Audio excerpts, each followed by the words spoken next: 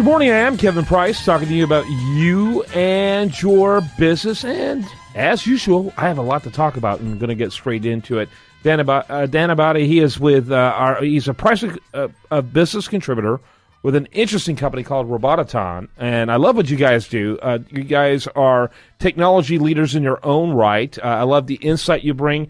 And I love the guests that you have on the program. We're delighted to have you, as always, Dan. Tell us a little bit about Robotaton, and then introduce your guest for us. Sure, sounds good. Good to talk to you again as well, Kevin. Robotaton, we're a business process automation company, and we work with all sorts of businesses and ideas to automate the entire business operation if possible. And we've been pretty successful at that so far. Today we've got Nelson Cabrera from Ship Lily on with us. He's the head of business development and leads the global business development efforts within the company, and has been featured as a logistics expert in numerous publications, including Supply Chain, the Bulletin Panama, the Logistics Management, and the Miami Herald. So let's welcome Nelson to the show. Welcome to the program, Nelson. Tell us a little bit about your company.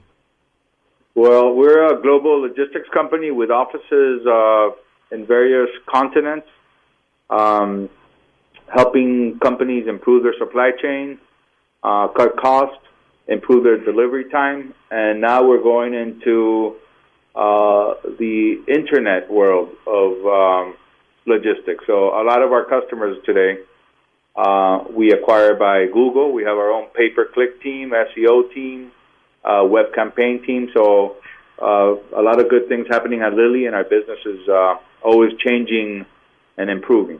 Very good. Your question, Dan? Yeah. So what? Tell us a little bit about the type of companies that you work with. I mean, if you're doing a lot of SEO and pay-per-click and all that sort of stuff, what type of companies are you trying to attract? Well, we work with people that are anywhere from people that are moving their household goods to another country or another city, to multinational companies such as Samsung that need their product delivered to Latin America, the Caribbean, especially from Asia. So a whole array of companies, very small companies, individuals, and multinationals. What would you say is your actual sweet spot? Where's the majority of your business? The majority of our business is from Asia to the U.S. and from Asia to Latin America and the Caribbean, where we have our company-owned offices and distribution centers. Dan, your question? So being a global company like you are, I would imagine you utilize a lot of technology in what you do. So, tell us a little bit about some of the different technology you use to, track and make sure that you get everything to where it's supposed to be going when it's supposed to be there. That we use different, you said, technology. Okay. Well, we have our own system that processes the shipments and gives visibility to the customers 24/7, advising them when the product was ready, when the product was manufactured, when the product is getting ready to leave Asia, when it's going to arrive in the distribution center. We also are involved in distribution, so we link our system with their system so they could have real-time inventory visibility. And, nowadays companies are trying to cut costs, and what they do is they outsource their logistics department to a company like ours and not have a fixed cost, if you will. So that's really where we're using technology, and now technology we're using to attract customers. So instead of going after customers, we have a lot of incoming calls from what our web marketing and SEO team puts out there as far as our company. Yeah, Nelson, by the way, give us your website real quickly. ShipLily.com. That's ShipLily.com. Dan, your question?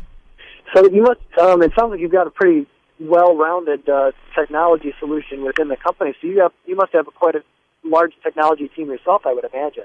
That's true? Correct. And a lot of it is in-house, and we outsource. And 2015 first quarter, we plan to grow with programmers, in-house programmers, and also, divvy it up amongst subcontractors as well.